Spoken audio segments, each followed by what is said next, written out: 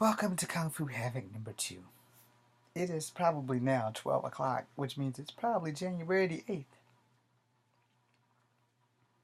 Yes, it is.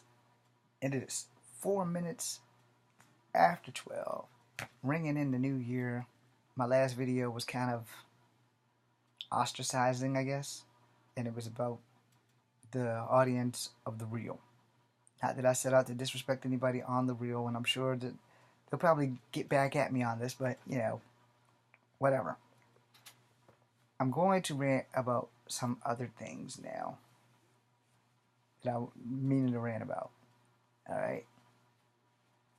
I want to talk to my people. I want to talk to my young black people. Alright?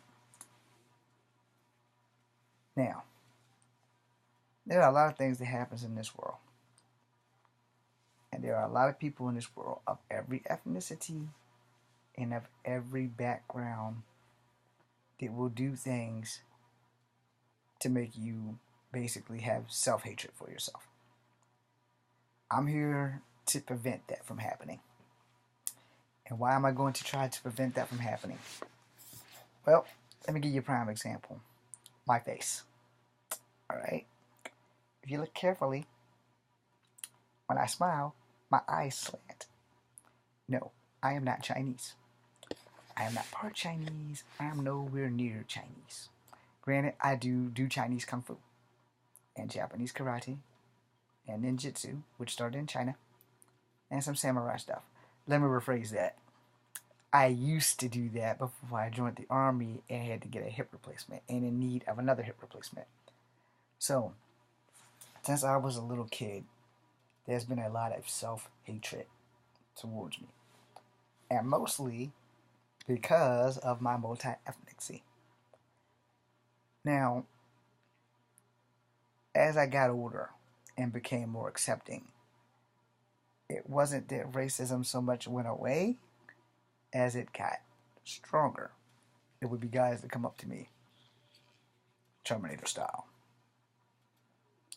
Hey fella, what's your race?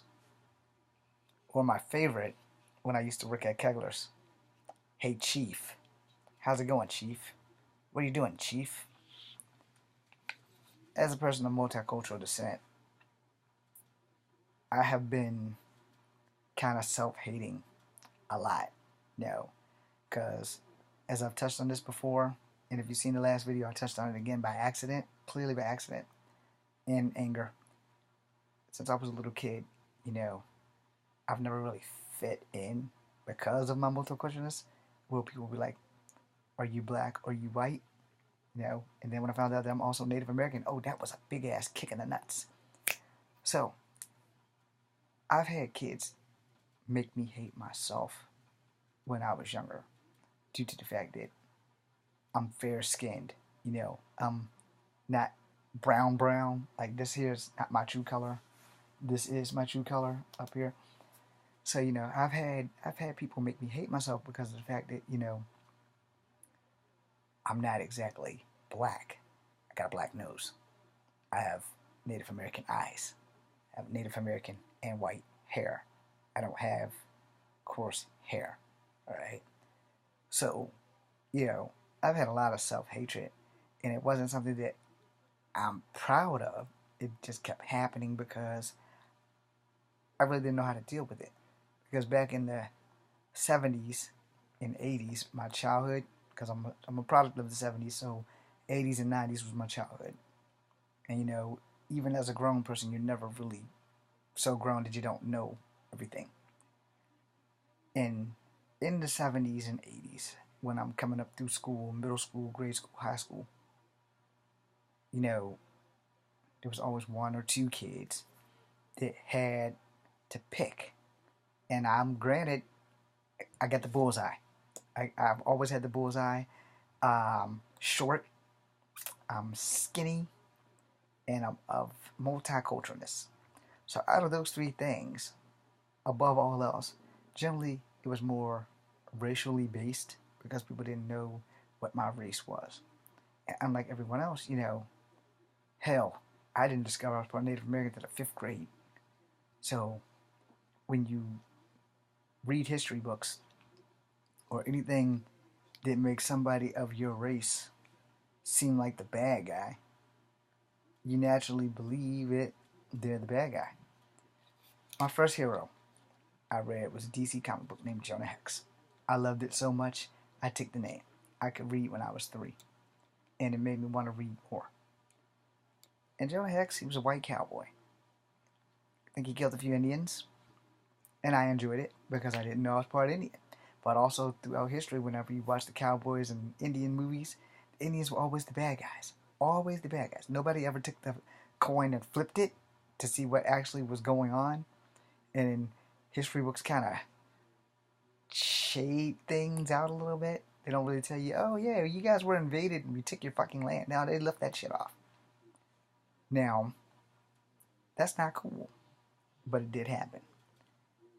And so, before figuring out what I was, when in doubt, you kind of try to find a group of kids that you fit in with. All right, I had a lot of white friends who didn't really mind because I had a white mom, or at least she looked white, and I had a lot of black friends who didn't really mind because my mom looked white. They never saw my dad. My dad looks black. God rest his soul. But the thing was, right up until probably 84, 84, 85, whenever the hell Back to the Future came out, and Mad Max Beyond Thunderdome, and all that stuff came out. Back until then, things was going pretty good. But right up until then, my school had a race war. And that's kind of when things went like from bad to worse of making me hate myself. Couldn't really hang with the black kids because I wasn't black enough. Couldn't hang with the white kids because I'll never be white. So I'm kind of stuck in the middle. And so when the race war started, I had people from both sides. Like, whose side are you fighting on? You gonna fight on the black side? You gonna fight on the white side? Which side are you gonna fight on? And I stayed neutral. And apparently before the big rumble got to go, it kind of got broken up and everything went fine. And then the first time I was called a nigger, I hit the girl in the mouth. Till this day, I'm still ashamed. I will probably carry that shame with me until the day I die. Some people say it was justified. No, it wasn't. Because no man should ever hit a woman, regardless of circumstance. And 2, I knew Kung Fu. I knew better. So I should not have hit her. I should have had self-control. And I didn't. Since then, I've much learned how to keep these things to myself. Hardest part of being me.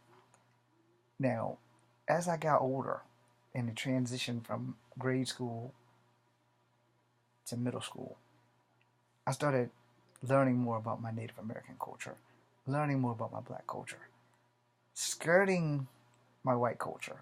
And I said that with that face because a lot of the white people in our family don't really acknowledge us. And they probably will never acknowledge us. And that's cool, I mean, you can't judge people. If they don't want to acknowledge you, if they don't want you in their family, hey, there's nothing you can really do about it. And there's a lot of white people in our family that do acknowledge us.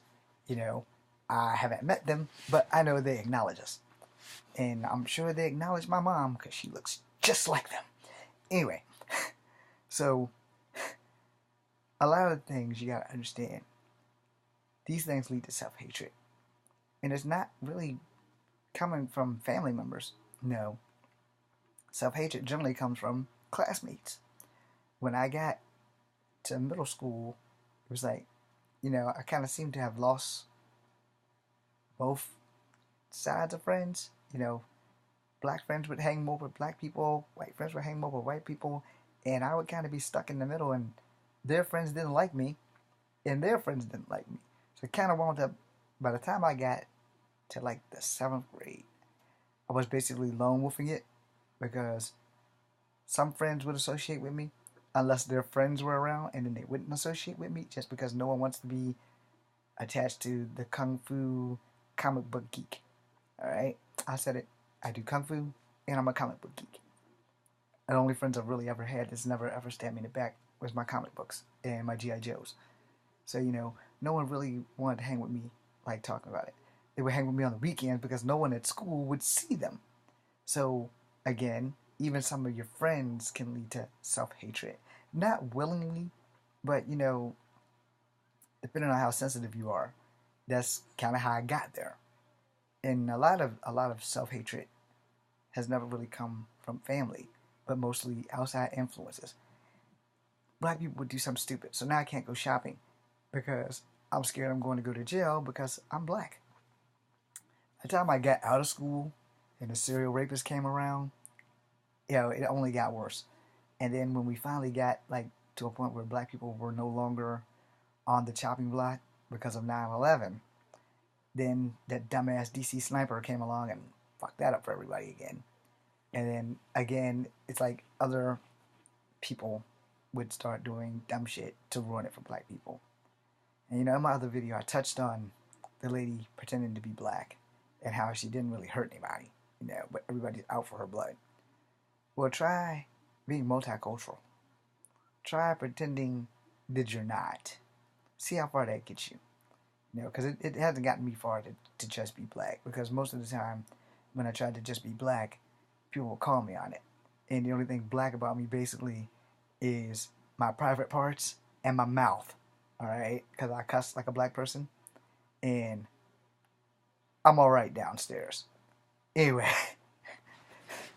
probably shouldn't have that on there. But anyway, well, fuck it. It's done. It's done. But, self-hatred generally doesn't come from you looking yourself in the mirror and says, God, I hate you.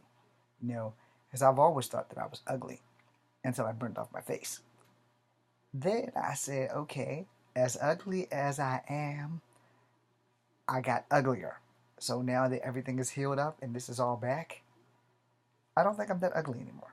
No, I'm very proud to have the face that I have because of what could be if we didn't get this fixed up. First degree burns will make you look at life a little bit differently. No. And like I said, a lot of my self hatred came from outside people. Sometimes friends, sometimes not. And depending on where you get a job, I don't know how to put this in proper words, so I'm just gonna say it. Depending on where you are in the world today and where you're working, back in my younger days when I was working, it's like people could automatically tell that I was mixed with something, and they wasted no time exploiting it. When I worked at the bowling alley, I got called chief so many times in the 4 years or 3.5 years that I was there that I didn't want to be Native American anymore. I couldn't stand Native American stuff. Now, as of late, I've gone back to my roots. See that bow? I'm really not that good with it. I haven't practiced in a while. And I had to pick up a hobby because I can no longer do kung fu due to my hip. And unless they clear it and say that I can, my kung fu career, just like my military career, is over before it even begins. And that kind of sucks because I really wanted to do these things with my life. And now I can't. So I'm going to put up every video I ever made before I joined the military, with a couple of exceptions of the things that are missing and stolen. But I did rehash it, so hopefully you guys will like it. And if you don't, I'm sorry. Everything that I had, the good stuff, is on somebody's desk in Alabama. So I'm going to close this out. Close this out. Probably going to put these up tomorrow because it's Friday. Or later today. I just want to say, that if you're young, if you're multicultural, and if I'm blessed enough to have you watching this, you should know that, don't hate yourself. You have enough people in this world that's going to do that for you. So learn to love yourself. Learn to love what you have. And fight for what you want. At least until the cops get involved. Because that put it into my fight for a couple of things. But, fight for what you want. And if you really want it, I'm not going to say give up because I have basically been forced to give up. Oh, believe me, if I could still do Kung Fu, this wouldn't even be an issue right here. So, try not to have too much self-hatred and try to get your lives together. And that way you can, you can thrive a little bit more. And for me, I'll be here. I don't know what I'm going to do with my life because I don't know where I'm going right now. I'm playing hurry up and wait with the military. I'm going back to school for criminal justice. But to be honest, that's not my passion. My passion is making movies. It's never going to happen now. But, success could be right around the corner for everyone else, just not for me. So, nothing I can really do. I've only really been good at two things in life, and that's kung fu. So, now that I'm borderline paralyzed or handicapped, handicapable is a stretch. I don't want to sit here and lie to people and say, yeah, I can still do that. No, no. Doctor, first thing they said, James, no running, no skipping, no jumping, no heavy lifting, and above all else, no doing the one thing that you love more than life itself. No kung fu, ever. No jump kicking, no jumping spin kicks, no high impact training. Basically, everything that you live for, it's over. I don't know how long that's gonna last. I'm hoping that this second year around will be it. But the thing is, I need another hip. Yeah. Don't get infantry. That's the only advice I can give you. Don't get infantry. I'm not gonna say anything bad about the military, except for the hurry up and wait thing. But the military is a great place to go, as long as you don't get infantry. Don't get infantry. I completed my training. I just didn't get to graduate. No. But I took my oath, and I lived by that oath. And to serve and protect was the one thing that I had left. I had to find a purpose, and that was it. And a little pothole took that from me. And not only did it take that from me, but it had long-term effects, And so, like I said, a lot of my self-hatred has been due to others, and as I guess the movie Limity Smickets, a series of unfortunate events. Yeah, story of my life right there. A series of unfortunate events. Just, it seems like most people have a horseshoe either above their head or up their ass, and I don't have any of that. I have like the opposite of a four-leaf clover. So whatever's going on with God's plan, clearly it's working for him, because it's sure not working for me. So in closing, I made this video so that I can hopefully touch someone younger, and that they wouldn't have the self-hatred that I had in life. And also, especially kids like me that are of multicultural descent, that have an Asian mom and a black dad, or a black mom and an Asian dad. It happens. Yeah, it does. Think about it. It does. It does happen. Don't think that it doesn't. Or in my case, you have Native American grandparents, and then black and white parents that are also of mixed descent. My family's a total mutt. The only thing we don't have is Spanish, as far as I know. No. And when I say Spanish, I don't mean Aztec, Incan, or Mayan, because here's a newsflash for them. They're not Spanish.